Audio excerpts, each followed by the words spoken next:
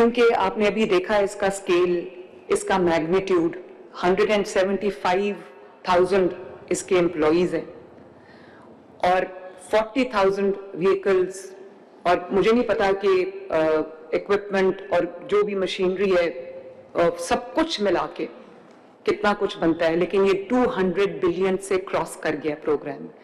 What does that mean? कभी किसी government में, शहबाज शरीफ साहब ने बड़ा अच्छा शुरू किया था लाहौर के लिए, लाहौर वेस्ट मैनेजमेंट कंपनी, लेकिन अनफॉर्चुनेटली वो पूरे पंजाब तक नहीं जा सकी। अब ये एक पहला दुनिया का probably biggest waste management program है, जिसके अंदर मैंने न सिर्फ आपको पूरे फाइनेंशियल रिसोर्सेज दिए, ह्यूमन रिसोर्स दिए, टेक्नोलॉजिकल रिसोर्सेज आपको मैंने दिए। आपके पास जब आप आए हैं, you are the fortunate ones कि हमने तो स्क्रैच से इसको बिल्ड किया है। आप फॉर्चुनेट हैं कि आपके पास एक पूरा प्लेटफॉर्म है, आपके पास एक पूरा स्ट्रक्चर है, आपके पास एक पूरा रिसोर्सेज का पूल है, आपके पास पूरी एचआर मौजूद है, आपके पास पूरा सेटअप मौजूद है, आपके पास टेक्नोलॉजी मौजूद है। और जब इतना पैसा, इतना ह्यूमन रिसोर्स, इतना फाइनेंशियल रिसोर्स आपने, इतना टेक्नोलॉजी आपने इन्वेस्ट कर दी, उसके बाद भी अगर आउटपुट हमारी 100% ना हो, तो फिर इसका मतलब है कि हम इस काबिल ही नहीं है कि हम एक मुहज़्ज़ब कौम कहलाने के लायक हों। और मैं जापान गई, सिंगापुर भी आप में से कुछ लोग गए होंगे या गए होंगे। आप देखें 24/7 उनका इतना जबरदस्त सिस्टम है कि मुझे कम से कम अपने ऊपर शर्म आती है, अपने सिस्टम के ऊपर शर्म आती है। और 2 साल हो गए सुथरा पंजाब को। मेरे नजर में सुथरा पंजाब की वो परफॉर्मेंस नहीं है जो होनी चाहिए। मैंने as with all my projects, as with the entire structure of my governance, मैंने कभी जीरो इंटरफेरेंस किया आपके प्रोफेशनल मैटर्स में, आपके जो गवर्नेंस के मैटर्स हैं। कभी आप नहीं सुनेंगे कि चीफ मिनिस्टर ने कहा है कि इस बंदे को रख लो और इस बंदे को निकाल दो। और हमारे पॉलिटिकल एलीट में ये आदत है कि वो हर जगह अपने लोगों को एडजस्ट करने की कोशिश करते हैं। मैं समझती हूँ इससे बड़ा गुनाह कोई नहीं, क्योंकि अगर मेरे थ्रू कोई आएगा वो कभी काम नहीं करेगा। वो हमेशा लोगों को ये इंप्रेशन देगा कि मैं क्योंकि एक पैराशूट से आया हूं तो मुझे काम करने की जरूरत नहीं, चीफ मिनिस्टर मेरे पीछे है या मिनिस्टर मेरे पीछे है, मुझे कौन पूछने वाला है। और कोई पूछेगा तो कहेगा कि मैं ऊपर शिकायत करूंगा। इसलिए मैं समझती हूं कि पॉलिटिकल इंटरफेरेंस गुनाह है। आप जितनी देर भी यहां रहेंगे इस पोस्ट पे, कोई एमडी ये कभी नहीं सुनेगा कि चीफ मिनिस्टर ने कहा है कि इसको रख लो और इसको निकाल दो। No political interference. एंड जो प्रेशर आता है एमएनएस की तरफ से, एमपीएस की तरफ से, मिनिस्टर्स की तरफ से, all of you, I don't take salary but I am here to take pressure. You are paid to take pressure.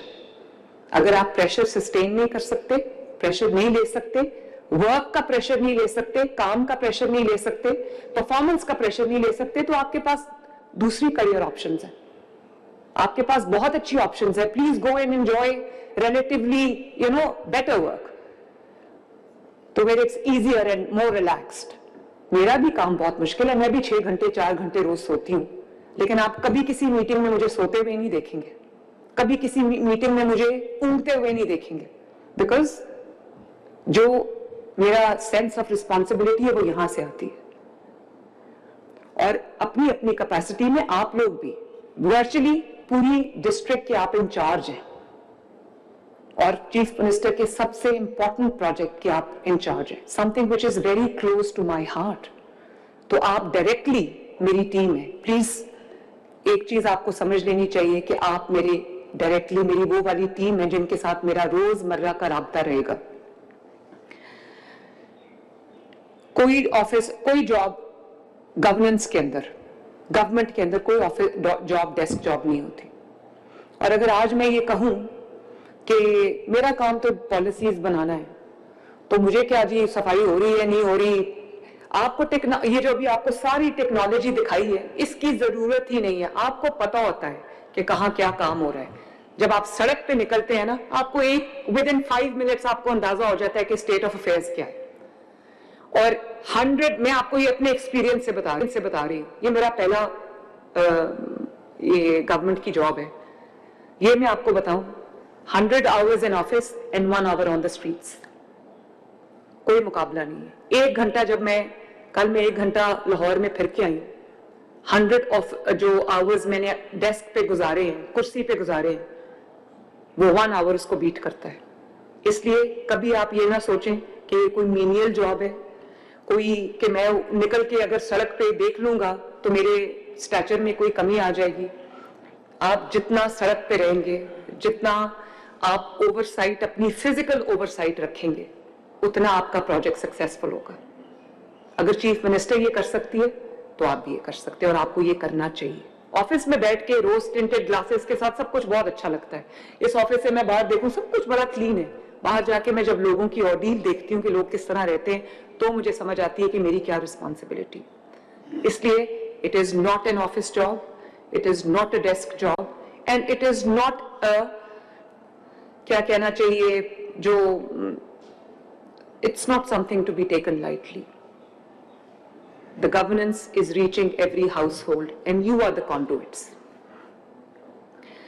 अब आपको जो पूरा सिस्टम बना के दे दिया है, जिसमें US based mapping, UC based mapping भी हो रही है, विलेज मार्किंग भी हो रही है, रोड जो मैपिंग है वो भी हो रही है, बीट मैपिंग भी हो रही है, आपके पास सेफ सिटी कैमराज हैं, आपके पास ड्रोन टेक्नोलॉजी है। हर वक्त आपको सड़क पे भी होना जरूरी नहीं है।